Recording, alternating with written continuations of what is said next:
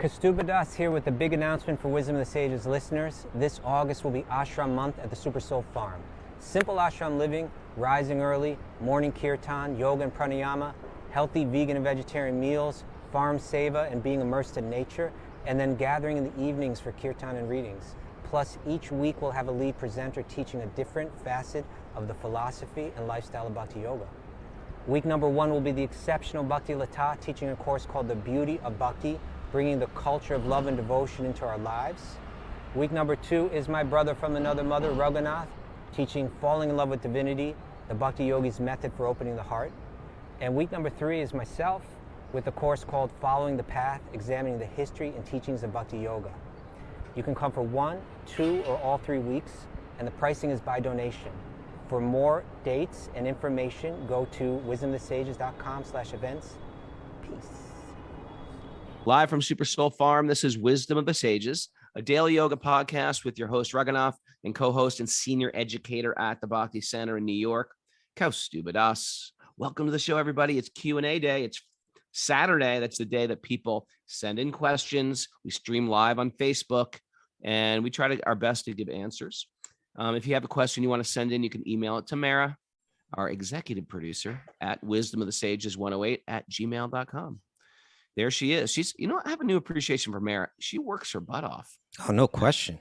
She's working in that kitchen like all day long. Even she's doing the show here, you see? And she's like kneading dough or something, waving her, what's that called? The whipper? Whipping, whisking, whipping, kneading. And she's still doing the show. Thank you. Kudos to Mara. She had a Krishna miracle yesterday. One of these weird Krishna miracles. Okay. I did. I had a great Krishna miracle. So there was a guy who worked with me a couple times, a couple events. He worked Yamuna Bihari's and Leela's wedding with me a couple weeks ago when I was looking for a few more servers. And you fired him. No, I didn't. And his mom lives in Kinderhook, but he grew up in Norway, I think. Is that right? Norway? Yeah. He grew up in Norway. Okay. And so I was looking forward to having him work with us this summer. And he texted me when I was in Costa Rica and says, really sorry, but I just took a job in California, so I'll be leaving and I won't be able to work with you anymore this season. Could I come by and get my paycheck? And so I said, sure. So he comes by yesterday and I'm asking him about his new job. And it turns out he's going to work for Happy Girl Kitchen. Get out. Yeah, that's a Krishna miracle, that a Krishna miracle. Well, no, hold it. Did he hear about Happy Girl Kitchen through the show? No. If you're listening to this, Happy Girl Kitchen is one of our regular listeners following, and she sells designer jelly and jam. Yamuna Devi. She's listening live today, a matter of fact. Does she know? No, I haven't told her that yet. Oh, well, she heard it now. Yeah. Yamuna Jelly. Is she there? Is she here? Can we unmute her? Yeah, let's see. Is she here? Did you see her earlier? I asked her to here she is. I'm here. No, it says. Where are you? She missed the miracle. No, she's here. She's here, she says. I'm Yamuna. here. I just can't figure out my video camera this evening. It's okay. Just talk. Did you hear that magic miracle involving you? I think that's so amazing. I really can't believe it. Right? Now, Yamuna, I got to tell you something. I hope you trained him up really good, Mara. Well, that's what I'm going to say. You can't like go light on this guy. Mara rules that place with like an iron fist, okay? And you can't just let this guy go slack now, okay? You got 16 rounds before he gets in that jelly kitchen of yours. That's right. Anything else, Mara, that I should know that you have them do? Okay, 16 rounds. I think they work barefoot, right? Yeah, they work barefoot. They have to take their shoes off before they enter the kitchen. That is amazing. Depending on what day of the week, on Saturday they worship Shani before they come into the kitchen. Little demigod worship never hurts anyone. Okay. Mara, I think we could work this and I could send people your way too. When they're done with California, send them to great. Upper State. By coastal send thing. them over. All right. Great. Amazing. Hare Krishna, everyone. Nice to speak to you, Yamuna. Okay, Yamuna Devi. What do you think of that? That's, the thing is that they are Krishna miracles, Kaustubha. They are Krishna miracles. They're I'm not denying bona fide that. Krishna miracles. I'm not denying that. Okay, so it's Q&A day, and guess what? You know how you've been teasing me all week? What's going on with July 4th? Who's the guest, Raghu? You Yeah. want to know who the guest is, Mr. Kaustubha? I'm Oh, ye of completely. little faith. I need to know. I have Okay. no idea who it could possibly be. Put and on your seatbelts, everybody. Yeah. Genevieve Harrison. Oh, awesome. Genevieve Harrison is coming to Super Soul Farm for our Yes. first annual 4th of July wingding. That's huge. I know. I'm excited. High level kirtan there.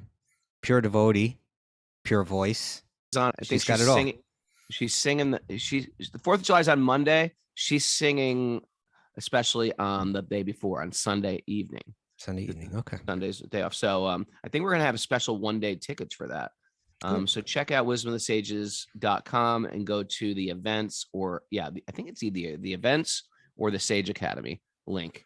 Are the 1-day tickets available there?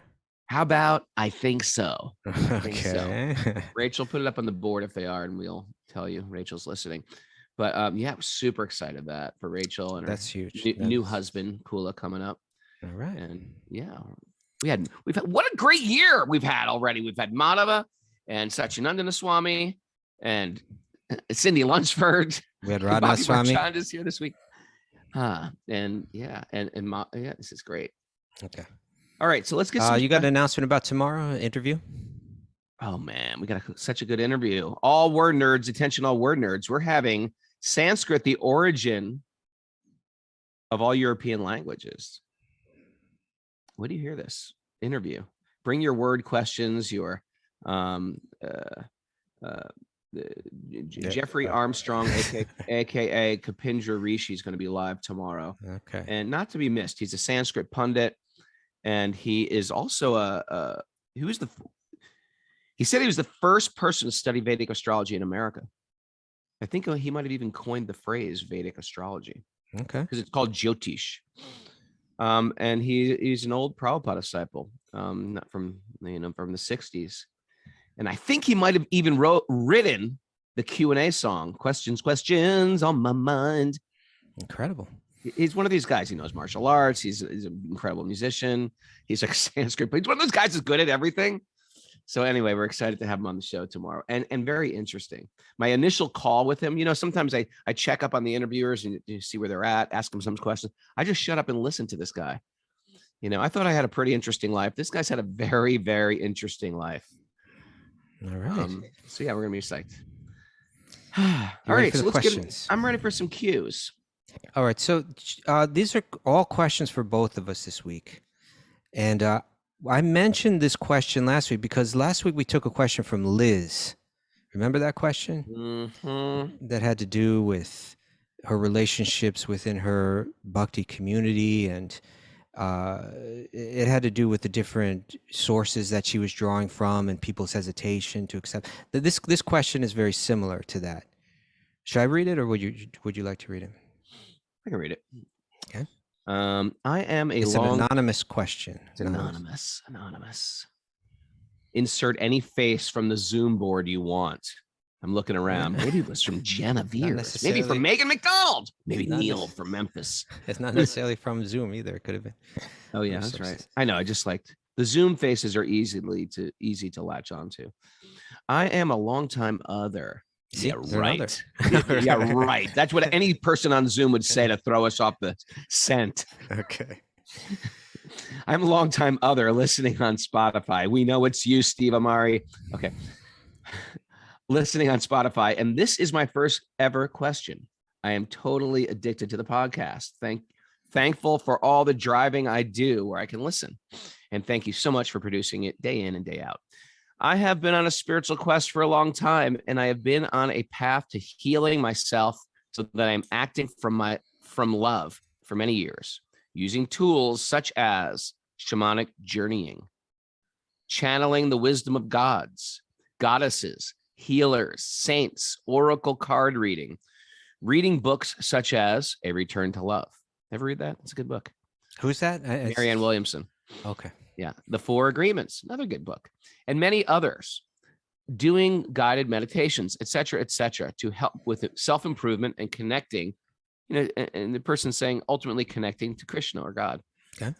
There isn't really a name for all of this. So for want of a better way to describe it, I say the spiritual but not religious world. Okay. Jeffrey Armstrong will comment on that tomorrow, by the way. Although this really isn't the best wording. I like to read books from other religions/authors to help me on my journey. And I run a book club where we discuss these books. I find journaling for me brings up a lot of wisdom, almost as if my Paramatma, my super soul in my heart, is writing through me. At the same time, over the years, I have had more and more of an interest in Krishna consciousness, chanting and reading the Srimad Bhagavatam being my current favorite pet processes. I hate to be a detective, but they wrote favorite with a U. They're from the UK. There's a clue. They're dropping. I'm like a detective. I'm like, I ever see there's like handwriting analysis. Well, they also wrote Bhagavatam with a W, which could be an Indian from, you see? Indian. A lot of Gujaratis in Indian. It's all narrowing down. I have run groups, organized, also spelled British way, mantra evenings, and given Bhagavatam story classes to children. Is there any way to bridge these two worlds? Now I really would you're love already to convinced serve now. using both my skill sets, interests together instead of having to compartmentalize. It would be a dream to come true. Okay, there's the essence of the question right now, right? Is there a way to bridge these two worlds? How do you bridge these two worlds? Yeah, I would really love to serve using both my skill sets and interests together instead of having to compartmentalize. Is there a place for oracle card readings, for example, or inward journeying to tap into your higher wisdom in Krishna consciousness? Is there a place where I can say, I read a Christian book about how to see God, even in your day-to-day mundane jobs like laundry and supermarket shopping, and it be taken seriously, even if it wasn't written by Srila Prabhupada? I find at the moment I am split, sometimes really immersing myself in one world and sometimes the other. Deep down, I feel like there's the same path. I don't have the vocabulary or perhaps the confidence to explain that. If we just take it from here, I think that's the question for the most part. Or you want to keep going? Okay. Let's just take it. She keeps on going with this. Okay, the point is clear now. Okay. Why don't you start, sir? Okay. Thank you for this question. I think it's a great question. I think it's an important question. I think it's a question relevant to a lot of our listeners, and I appreciate the whole attitude. Now, so this person is mentioning that they have a growing interest, and now it's becoming like their, how did they phrase it? Like the most important or favorite process. They said chanting, reading Srimad Bhagavatam, being their current favorite process. Okay, but on the other hand, this person has like a whole background in other practices that they are labeling spiritual but not religious. So the question, I found it interesting. Like, I'm going to just read back part of the letter here. These are 2 short paragraphs. Is there a place for oracle card readings, for example, or inward journeying to tap into your higher wisdom in Krishna consciousness? That's one question. Then the question continues, is there a place where I can say, I read a Christian book about how to see God in your everyday, today, mundane jobs like laundry and supermarket shopping, and it to be taken seriously, even if it wasn't written by Srila Prabhupada? And in my mind, they're even those 2, I might give a no to one and a yes to the other. I mean, this is, let me start here, is that the practice of Bhakti-yoga is not denying that there's genuine spirituality in other practices. And as we were discussing last week, as one matures in the practice, one should be able to recognize spiritual truth wherever it exists, and not only recognize it, but even be inspired by it or transformed by it. So in that sense, it's not sectarian. It's very broad. It doesn't draw borders between traditions. It recognizes truth across the traditions.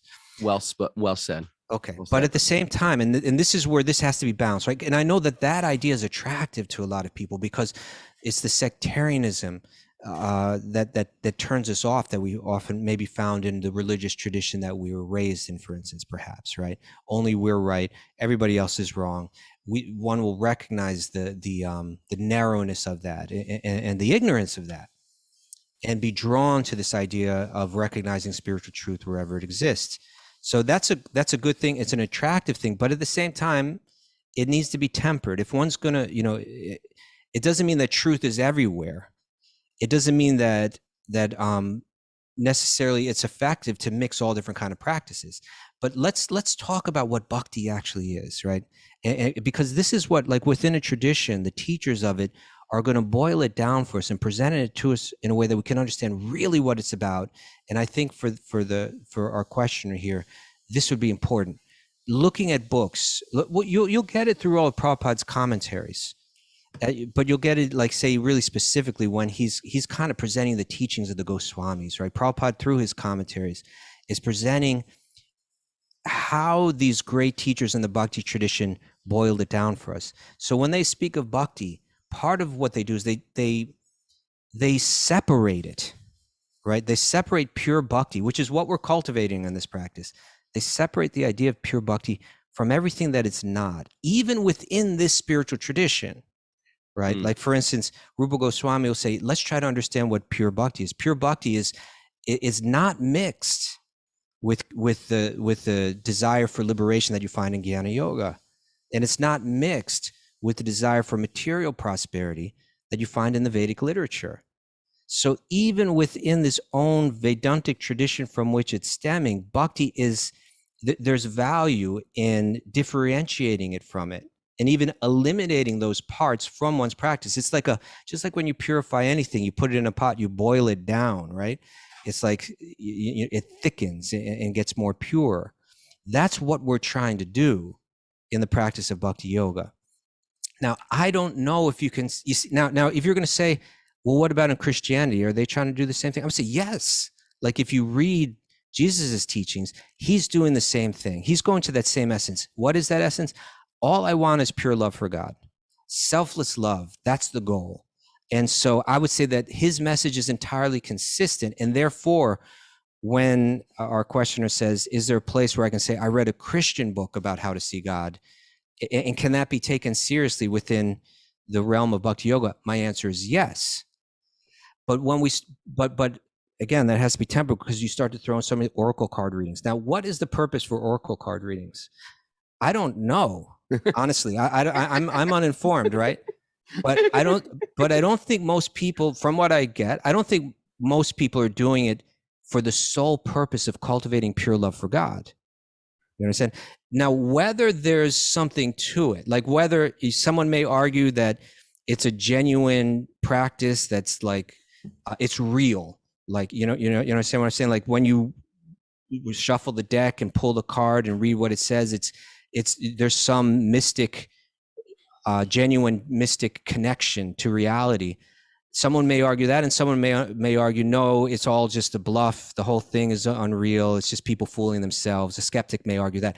Honestly, I don't know, right? I don't have any real experience with it. I'm uninformed in it.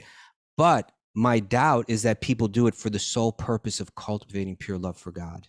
And if it's going to help you develop pure love for God, I'm skeptical about that, right? So it may be real, it may not be real, but if it's related to pure, and that's why I'm saying we really need to understand what pure bhakti is and what we're trying to cultivate here.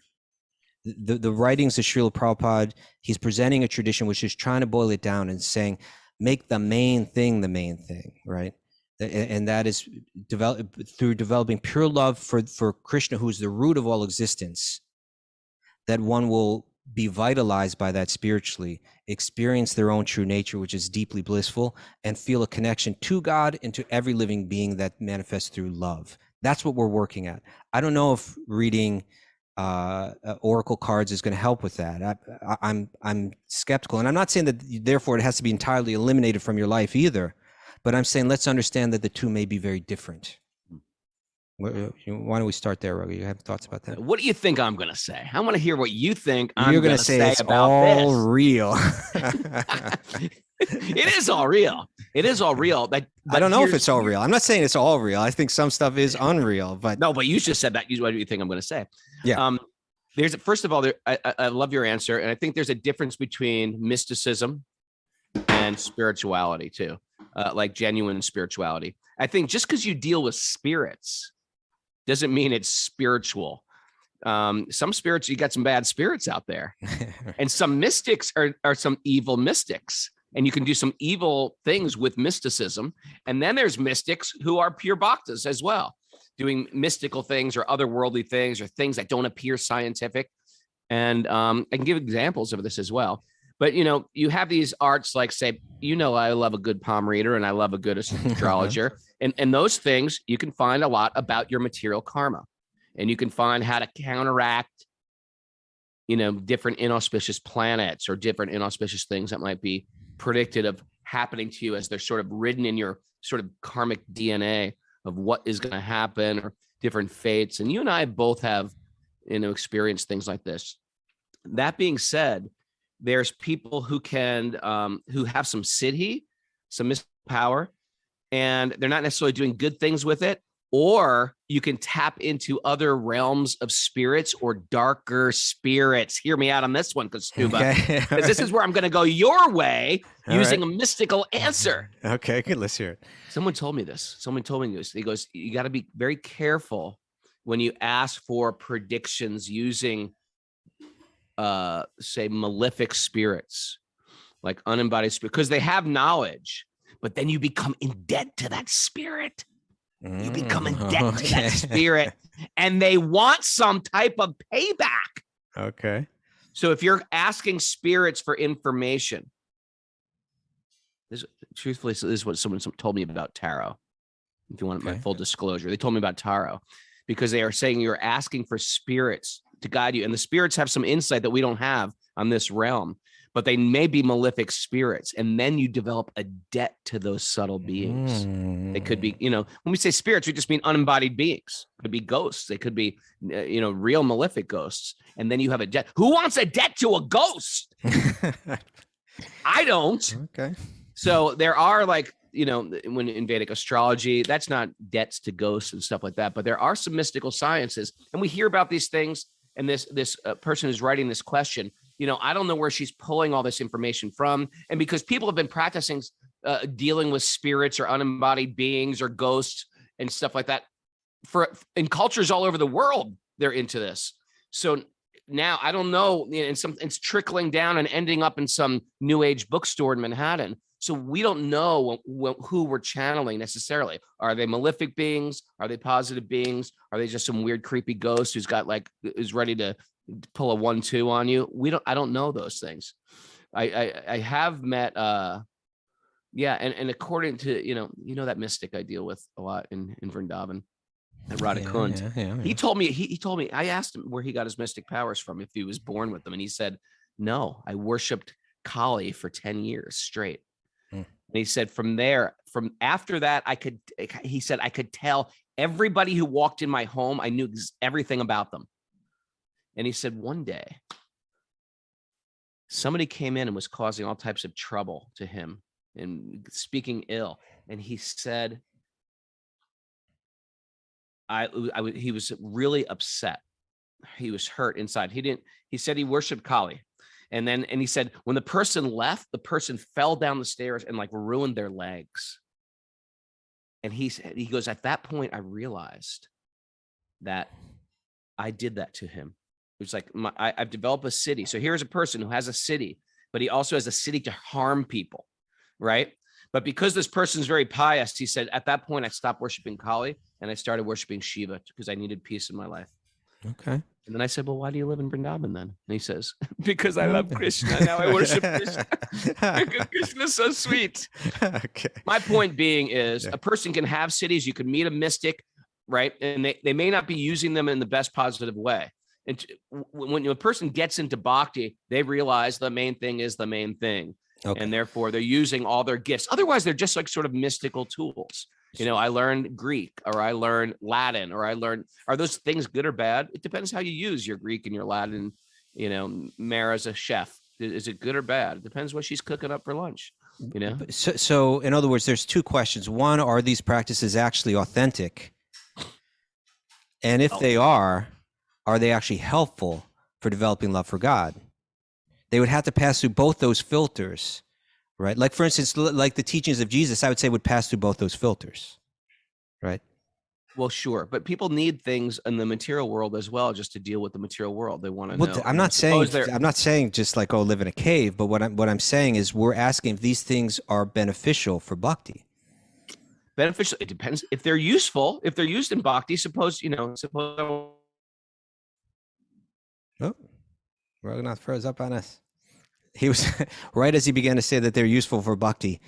Some mystic froze him. That's how I want to raise the family. Once you're like in the material, you froze on us, Raghu. Froze right in the middle of my. Suppose you have a spouse. Yeah. And you have a mystic.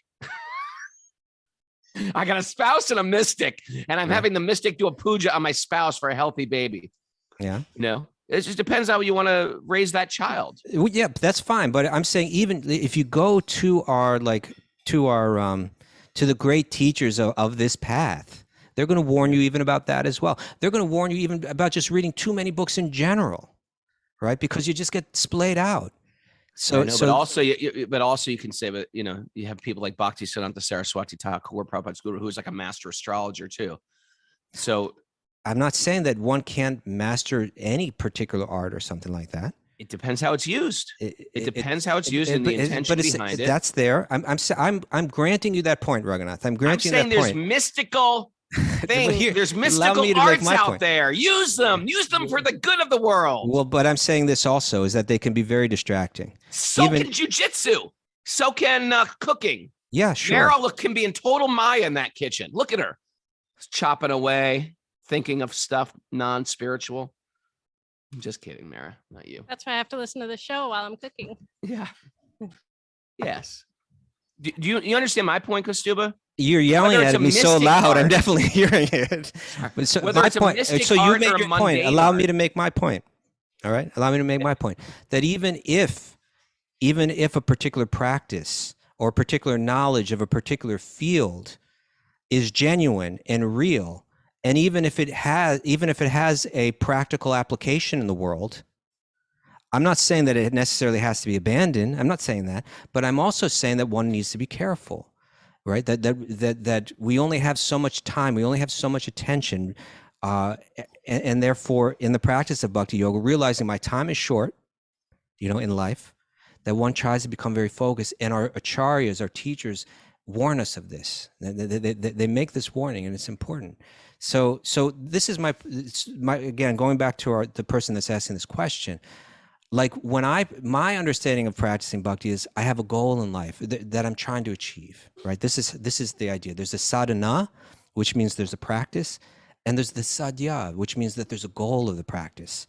And generally in yoga, as well as in any discipline, it requires concentration, right? It requires self-sacrifice. It requires concentration. And the more that one gets splayed out, the more difficult it becomes. So my goal is to develop pure love for Krishna, and through that for every living being. And in order to do that, I'm practicing this particular form of yoga as it's been directed by the masters of it and been handed down for centuries. And my other interests are secondary to that. Anything else that I embrace in my practice is in relation to that. And I don't see them all out on the table as like kind of like, I don't just pick and choose from one day to the next. Okay. Now let's go on. Later in their question, they say, Mike, and this gets back to that same tension that we were speaking about last week. The person says, my Krishna conscious friends don't really get my hippie woo-woo side and assume it's all superficial stuff. It's really not. If you get into it properly, it can actually be one of the hardest things to really face yourself. Mm-hmm. he goes on, or she goes on, or whoever goes on, my spiritual but not religious friends see Krishna as a Hindu representation. So this person, he or she, has two different groups of friends. Right. The ones that are into Krishna bhakti, they see the other interest as being superficial. And the ones that are into that stuff, they see this person's devotion to Krishna as, they write, as a Hindu representation of an aspect of God, like all other Hindu, Greek, Roman, etc. gods and goddesses, and respect that I have a particular sentiment for him. I don't want to explain myself on this, as I feel they are free to connect to God in whichever way they wish to, whether they call him source, the universe, creator, God, etc. Zeus. My Krishna conscious friends don't understand how I can, quote, allow them to be, quote, so abstract about their beliefs when I could share our philosophy. I feel like it's not my place. Krishna is infinite and can relate to people, and vice versa, how he wishes to, in any variety of ways. So, I like this mysterious person. I do too. Anonymous person. I feel like I get it. If I have a bunch of spiritual friends and they're all into their very broad understanding, I wouldn't go preaching to them, and just let them figure it out. If they see I'm happy in my bhakti path and I have more because let's face it, you get into bhakti and the Vedic teachings, you get a lot of wisdom. They'll come asking you, because it's not like they're going to find all these books out there about how to worship Athena or Zeus or the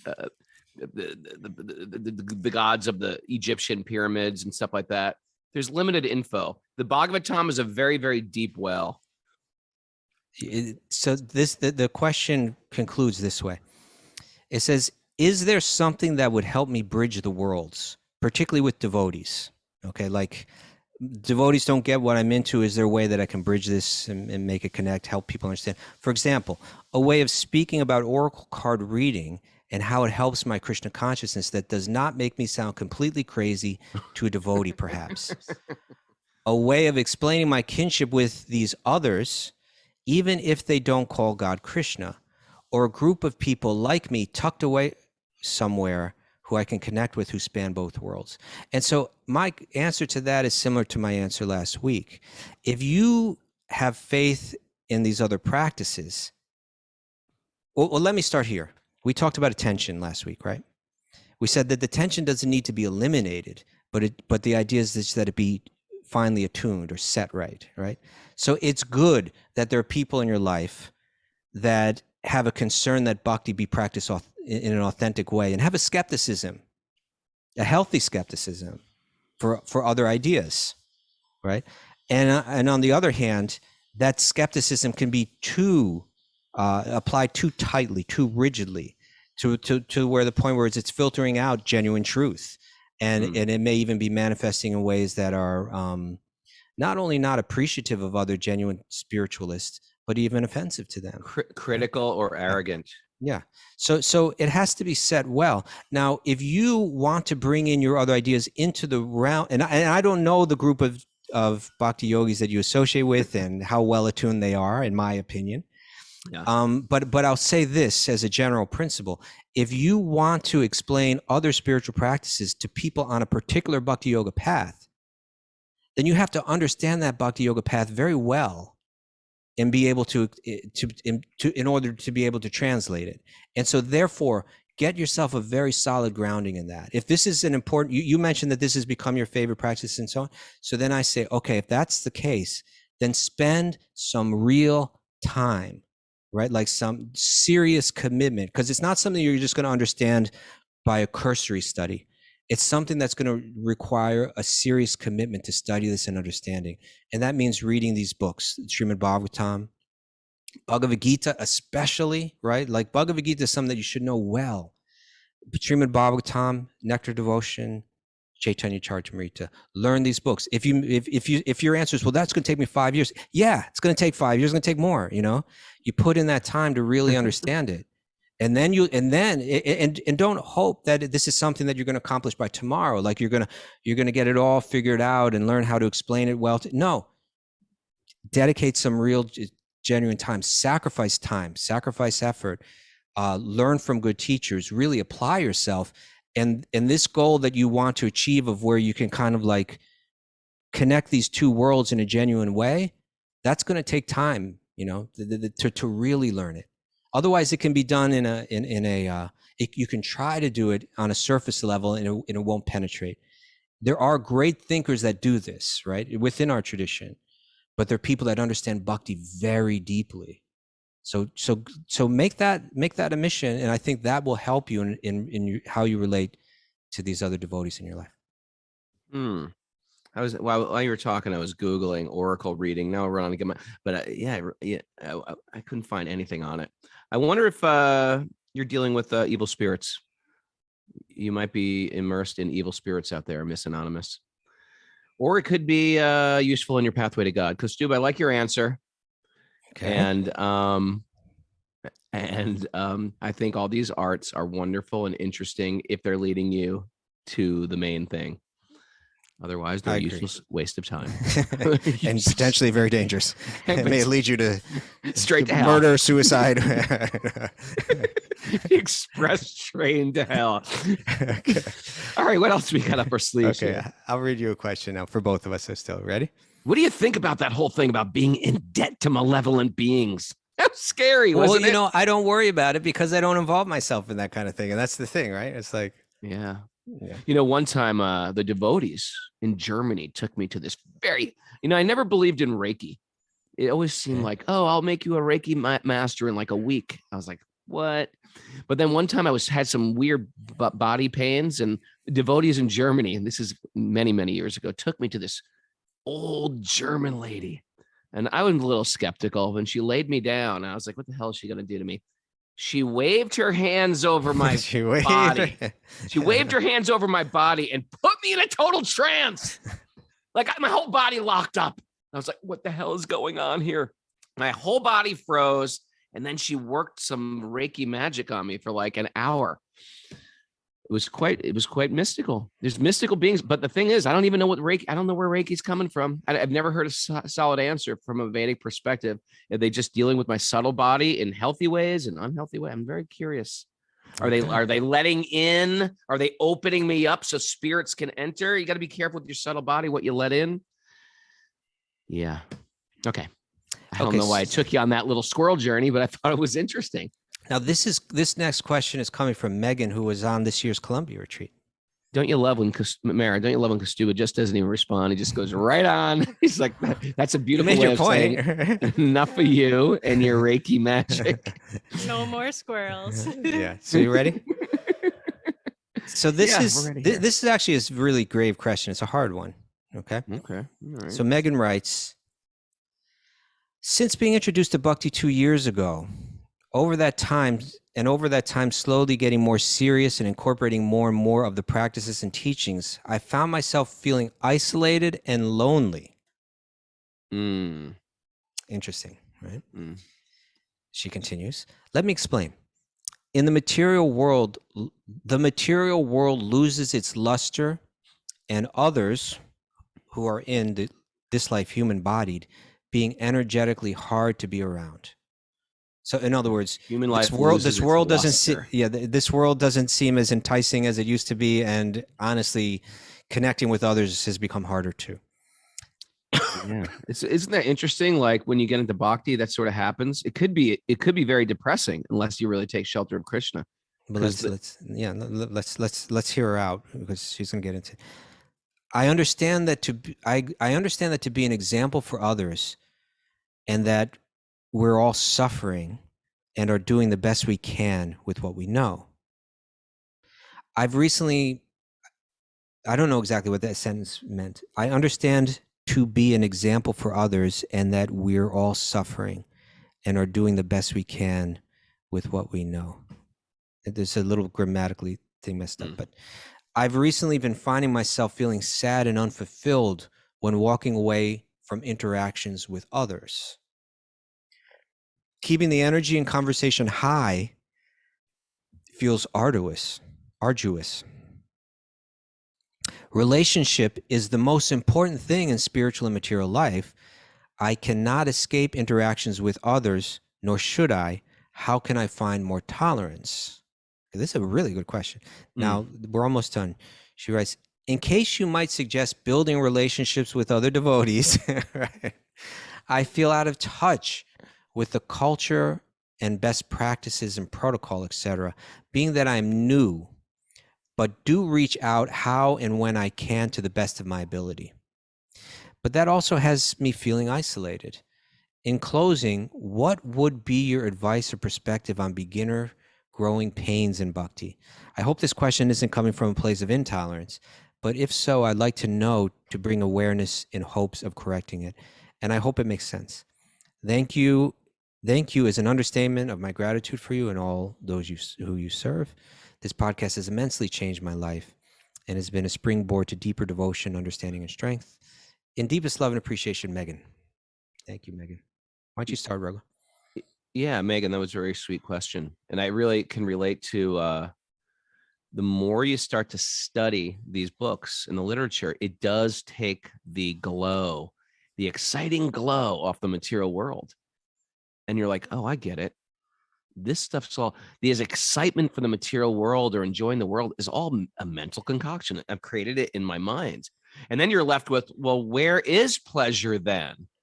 And that's the next step. You sort of get to this sort of dark place in the soul's journey.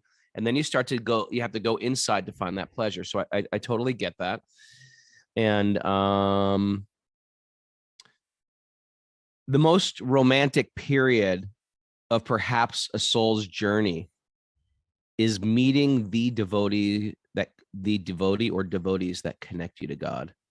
You know, I knew devotees for a long time, but I wasn't like connected to the devotees. I just sort of liked it from a periphery. I'd go to a Sunday temple feast. I'd read a little bit in a book. I'd hear some philosophy, but I never connected. And then a special marriage happens between you and a teacher who speaks to your heart. And that is a very special relationship. God tags a person for you that has officially connected you to a tradition. It's quite a beautiful romance. And they help you understand all those other crazy people. And they help understand all the crazy stuff in your own mind. Okay. Oh my God. It's beautiful, actually. So, and you might not have that where you are. So I want to just recognize that. Or the podcast might be like some people you can relate to. It says you said you benefited from it. But sometimes we need some person in our life that I can go to. You can't just always call Kaustubha up with your question, even if you listen to Kaustubha every day on the podcast. So one thing you can do, and which I've noticed that is the new thing happening, is it's the newest thing, Kaustubha. Okay, what is it? Is people are just starting their own little friendly groups, either online or in person, and they're getting together and reading these books.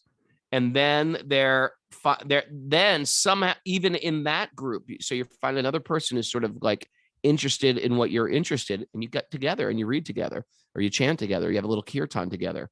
And some people are doing it in their own yoga studios or at their friend's yoga studio or hosting something at their house. And we're all making prasad. And that is sort of one way also to create this sangha or community is you just don't wait around for some temple to find you. Oftentimes people go to a temple and they just can't relate to anybody at the temple, you know, either culturally or they just don't jive with the people. Make your own temple, make your own house a temple, and just say, yeah, put up something like, I don't know, on Facebook, a Facebook group, and invite people over or hear about people that are interested in stuff like this and read, and create your own thing. That is a very real thing that can be done. And then Krishna will actually, if you don't have those people, Krishna will send you people that will start to speak to you in a very profound way. What do you think of that little? No, I think I think what you're saying is really profound and important. You know, Megan is saying that I get it that this association is so important, both in terms of spiritual, you know, relationships are important, both in terms of one's spiritual life as well as one's material life. And ideally, these both become one, right? Like your material life is tied into your spiritual life. What she's discussing right here, this kind of despondency she's feeling, it's a very interesting state of mind, right? And from merely having the letter itself, you know, this is what I want to share. That despondency may be absolutely exactly where Megan is supposed to be right now. Because we'll read in the lives of the great saints, you're always going to read about this, right? Like a period of disillusionment, in order to really fully embrace one's spiritual quest. One has to become disillusioned with the world and the relationships within it, right? They have to become unfulfilling. As long as they're feeling fulfilling, you're not really going to feel that urgent call. And that urgent call is like so necessary. So it may be that everything is just perfect in Megan's life right now, right? Like that despondency that she's feeling is actually a very healthy despondency, but it also may not be, right? It also may be like there's a practical need that's being unmet, and either she's not recognizing that it is being met, like there are people that she could associate with. Maybe she's being too judgmental or critical or something. That's a possibility. Or maybe she is kind of like just physically, geographically a little isolated from people that she knows that she might be able to really commune with on this level. So, but my guess is that it's probably a combination of all of this, right? It's probably like there probably is a healthy despondency that she's feeling. And so in one sense, don't worry about it. Don't obsess about it. Allow it to, allow the material world to taste a little bitter in your mouth. That can be healthy, but at the same time, don't forget this really important principle in bhakti that, spiritual truth and devotion, it manifests through other people, and other people become the conduits through which we receive it, right? Bhakti is received through other devotees, and that has to become an important factor in your life and in your practice. So you're gonna have to find that and seek that out. There are a lot of ways one could do it online nowadays, but ideally we want our whole life not to be online as well. So I think one thing, and I'll throw this out there right now. We're about, next week what we're going to announce, Raghunath? No. I guess I'm kind of announcing it right now, but we're going to launch. We're going to launch the second round of our Sage group meetings. Our Sage groups. Oh yeah. Right? So like the first round. This is a great thing for exactly what she's talking about. Exactly. You get together with a bunch of people online. You have an older devotee leading it, and you just reflect on these very, very big topics. Yeah. So we've had about 15 groups going since November. And now, beginning the week of July 18th, we're going to kick off a whole. We're going to have nearly 40, something like 40 groups. 1,000 groups. No, about 40. About 40. But that's not. And the groups have about like 7 people in each group. They all have like a group kind of host or leader that kind of helps lead the discussion. It's not so much learning. That's although there's discussion. Usually, not usually. Every week we provide some notes on a topic that was discussed the previous week on the podcast. And the group leader just kind of leads the conversation based either tightly or loosely on those notes. But everyone has a chance to share where they're at in their practice, to share their questions, to share their challenges, to present their doubts, or to present what's going well in their spiritual life and how bhakti is affecting them. And so you get some sangha, you get some community there, you get some of what I think Megan is looking for here. And so I really encourage people to check that out. What we're going to do is the people that are already in groups, they'll have time to re-enlist in the same group if they want. And then people that tried to sign up last time, like we had about 50 people that wanted to get in a group, but we didn't have enough groups, they're going to get first dibs to kind of sign up to get in a group now, and then we're going to open it up to everyone. All this is going to start at the beginning of July, and hopefully we'll be able to facilitate about 250 or so people. And let's see where that goes. But Megan, it's not easy. As Raghunath was saying, it's kind of the thing. Like there is a faith. You have to have the faith. You have to have the faith that if what I want is bhakti, if what I want is devotion for God, that God can arrange the people in my life that I'll need to meet. If that desire is strong, then it's said, then the guru manifests, right? We see it happen. And the Bhagavatam is based on that idea where Maharaj Parikshit needed someone to speak to. when he needed it most desperately and really felt it intensely, Shukadeva Goswami appeared to him. So I would say this despondency you're feeling, I think a lot of it is maybe even helpful for you, but let it lead to something positive. Let it lead to an increasing desire to meet people. Try to appreciate the people in your life that are there, and seek out others that can help you on this path. And I think you will. I think the sincerity of your desire will have the strength to bring you to those people, or to bring those people to you. Nice. You think so? How's our time? We got 5 minutes. I think maybe we wrap it up here, because I got to be out of here promptly. And well, we could do a quick one. You want to do this quick one from the Vedic vessel, or you want to cut out now? Vedic vessel. All right. What's up with the Vedic vessel? The Vedic vessel. Holly from Waukesha, Wisconsin. Is the Vedic vessel with us today? Vedic vessel. Yeah, Mara? Like a ship? The Vedic vessel. You said this before. A vessel is a container. The container. Container. Oh yeah, the Vedic vessel. Right. She's not here today. Okay. So Holly writes, today I would like to ask a question about consumption. You know what, Raghunath? This question is we should answer this question next week, because it requires some time, and I want to do it right. All right. Let's hold on. Let's hold on. All right. We'll sing the Shelter song, Consumer. Consumer. Okay. All right. Well, yeah, it's a hit. Anyway, thanks for everybody for joining us tomorrow, 8 a.m. We're going to have a great interview with Jeffrey Armstrong, Kapinja Rishi. Go to his YouTube channel. Just YouTube search Jeffrey Armstrong just to catch up. The guy, you'll love him. Tomorrow, 8 o'clock. Tell your friends, people that are sort of like getting interested in spiritual life. They may like him as well. I want to thank everybody for joining us, and we want to especially announce on the Wisdom of the Sage weekend, we have Johnny Harrison joining us live for Kirtan, and it's going to be an event. Super excited. If you haven't signed up, or you're thinking about it, or you're sitting on a little fence, let Johnny push you over the fence.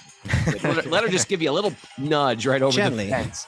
Yeah, a gentle nudge, and you can land at Super Soul Farm. And lots of other kind of fun happening that weekend. I'm going to be teaching 13th chapter of Gita on that weekend. He's teaching 13th chapter of the Bhagavad Gita, and I'm leading people in groups of volleyball games. Because sometimes volleyball three-legged races for your spiritual life. Sometimes without a little volleyball, it's like you can't concentrate on spiritual life.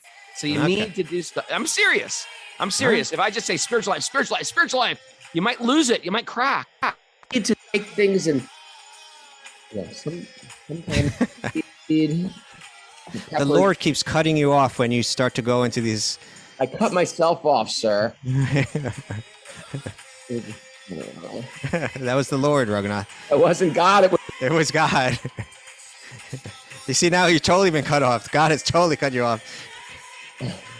Oh, you're back. Oh, you're cut off. We can't hear you. It was a malefic ghost. There you go. Okay. There's a ghost in your microphone. It was not God. God wanted me to speak my balanced truth. There may be thousands of ghosts. There will be horseshoes. There will be volleyball. There will be a vegan weenie roast. Okay. There may be thousands of ghosts in that microphone of yours, Raghunath. We don't know. Yeah. A volleyball goddess. All right. I got to run. You got to run? Well, I got to run too. I've got lawns to mow. Mara, Mara's working her butt off in the kitchen today. Thank you. Bocce ball. Yes, Jimmy James. Bocce ball. It's a beautiful day for a beautiful day. Everyone, see you tomorrow at 8 a.m.